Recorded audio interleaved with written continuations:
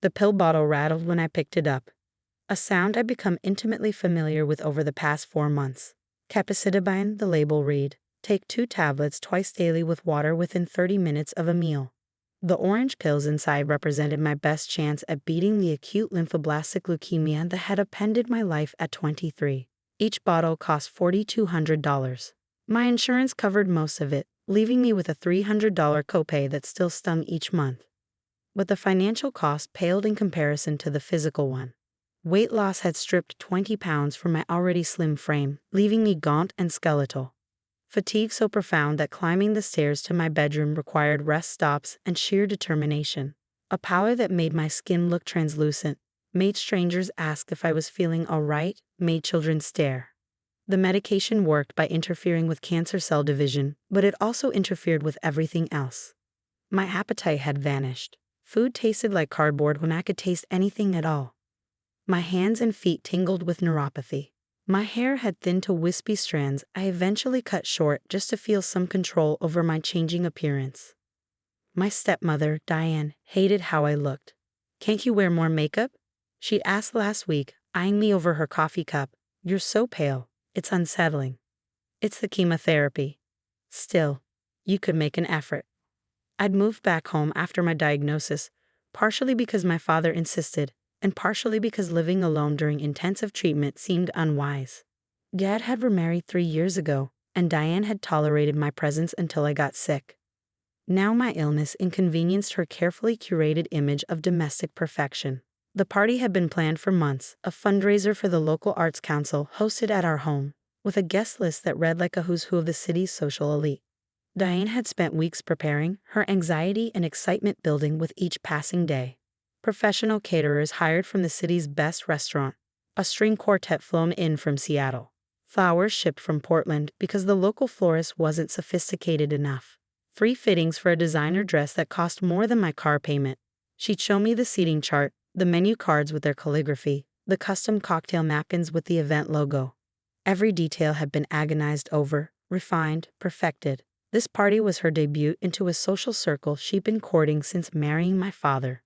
The right impression here could mean invitations to boards, committees, the inner sanctum of the city's philanthropic elite. And I, with my sickly appearance and prescription bottles, was a liability she couldn't afford. "I need you to stay in your room during the party," she announced on Thursday morning, 3 days before the event.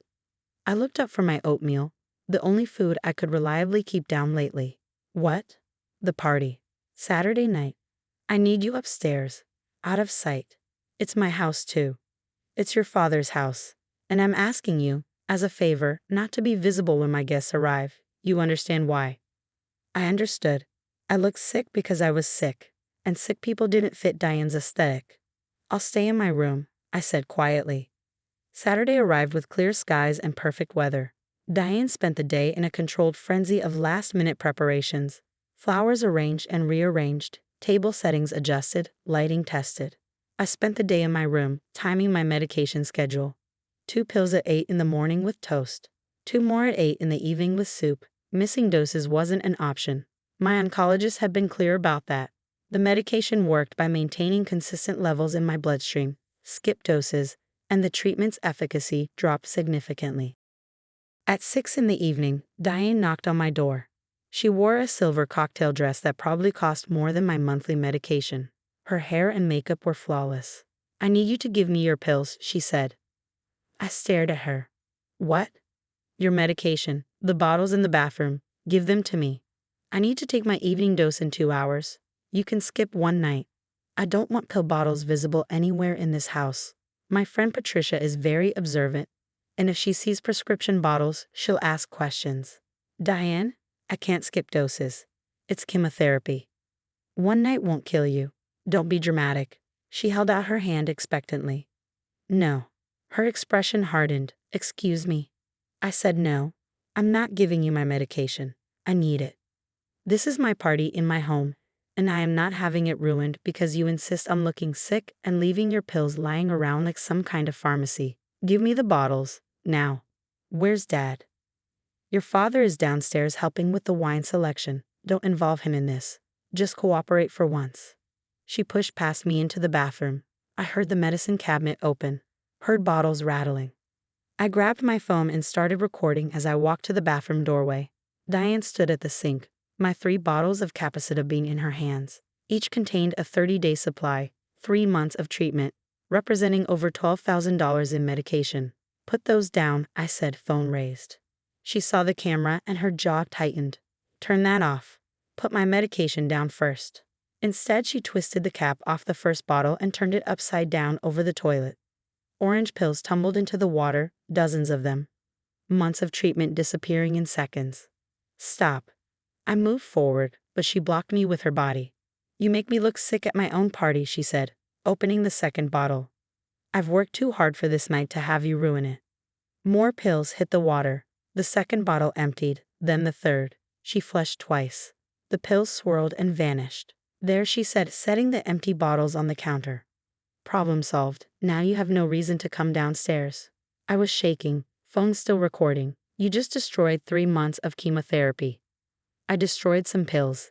You can get more on Monday. Stop being dramatic and stay in your room. She left, closing the door behind her. I heard her heels clicking down the stairs, the string quartet start playing, and the doorbell ring as the first guests arrived.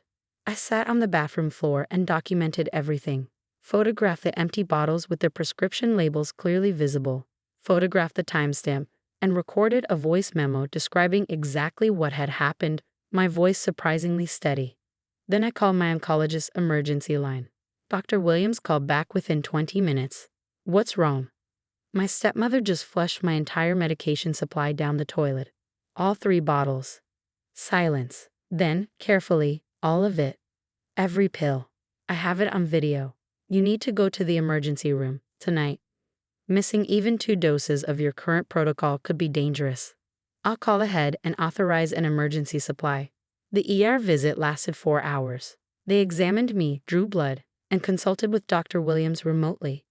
The pharmacist on duty managed to fill a 7-day emergency supply, enough to bridge me until Monday, when I could deal with insurance.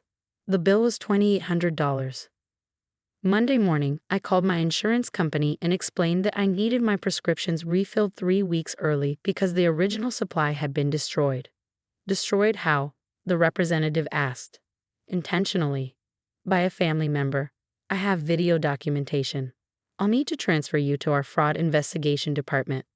The investigation department had many more questions. They wanted copies of everything. The video of Diane dumping the pills, photos of the empty bottles, the ER report, and the police report I'd filed Sunday morning while Diane was at brunch, still glowing from her successful party. An investigator named James Mitchell was assigned to my case. He called Wednesday afternoon, his voice professional but with an undercurrent of what sounded like controlled anger. I've reviewed your documentation, he said. This is pretty clear-cut.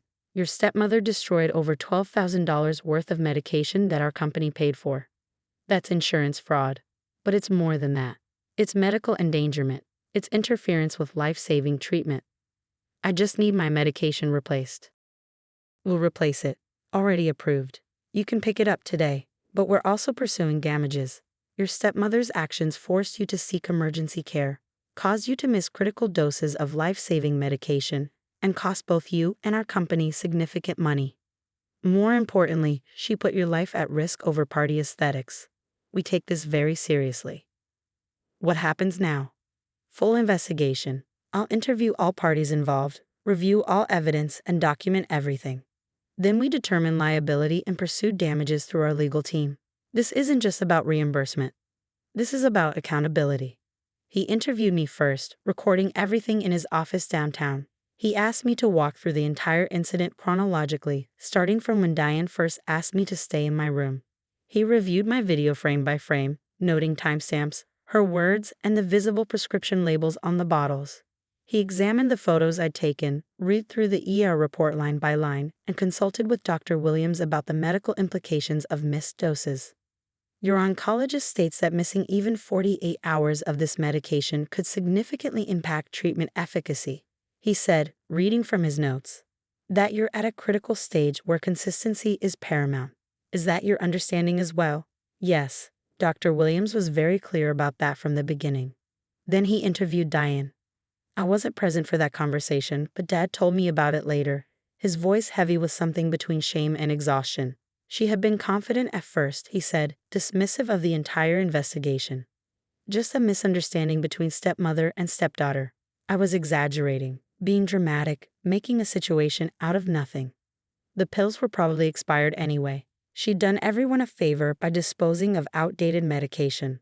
Then James showed her the video. She tried several different approaches, Dad said.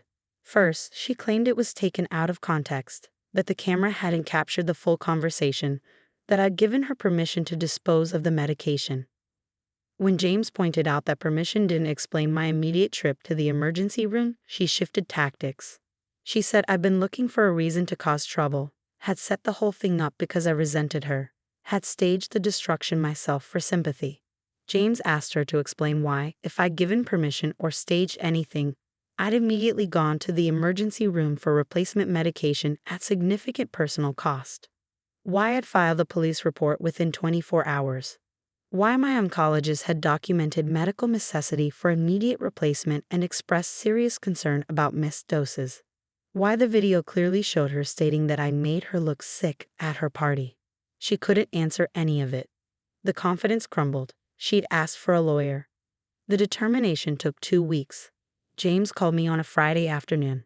We've completed our investigation. Your stepmother is liable for willful destruction of covered medication, interference with medical treatment, and the resulting emergency care costs. Our legal team has calculated damages. How much? Replacement medication, $4,200. Emergency room visit and temporary supply, $2,800. Pain and suffering from missed doses and medical endangerment, $20,000. Punitive damages for intentional destruction, $25,000. Total of $52,000. I couldn't speak. Our company is pursuing $4,200 for the medication replacement directly. The remaining $48,000 is being pursued on your behalf for personal damages. You have the option to accept a settlement or take it to civil court.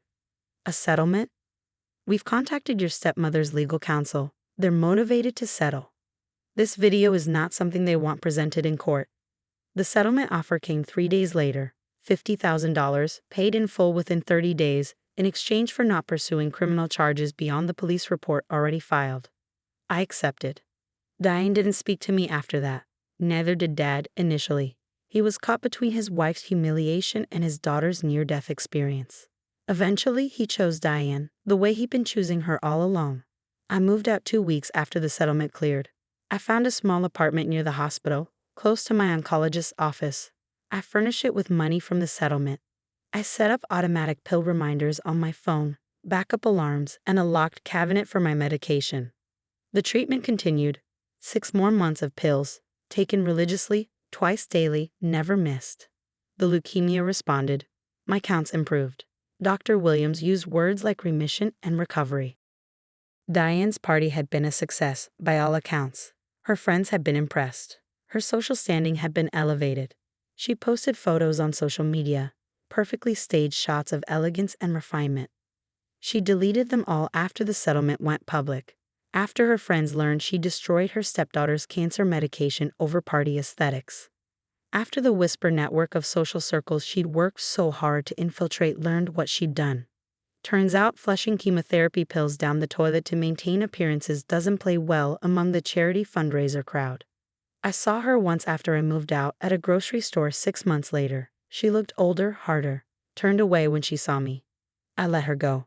No confrontation needed, no harsh words or dramatic scene. She'd already paid $50,000, her reputation, her social standing, the friendships she'd cultivated so carefully. All for one perfect party that no one remembered 6 months later. I finished my treatment in December. Dr. Williams declared me in complete remission in January. I kept the empty pill bottles from that destroyed supply, lined up on a shelf in my apartment, a reminder of what my stepmother valued. 3 months of cancer treatment, destroyed for aesthetics. But I documented everything, every pill that fell into that toilet, every empty bottle, every word she'd said. And documentation, it turns out, is more powerful than image. Evidence matters more than appearances. My stepmother had spent years building a perfect facade. One video brought it down. $50,000 later, she learned that some things cost more than you expect. Like flushing your stepdaughter's chemotherapy down the toilet because she made your party look less perfect. The insurance investigator had been right. They took it seriously. And so did the courts, the settlement agreement, and everyone who learned what she'd done. I take my pills twice daily now, in my own apartment with my own locks on my own medicine cabinet. The leukemia stays in remission. My hair grew back. My weight returned. The color came back to my face. I look healthy now, not sick at all. And I kept every piece of documentation just in case I ever need to prove what happened. Because some things are worth recording, worth preserving, worth fighting for. Like your life. Like your medication. Like the truth about who destroys cancer treatment for party aesthetics.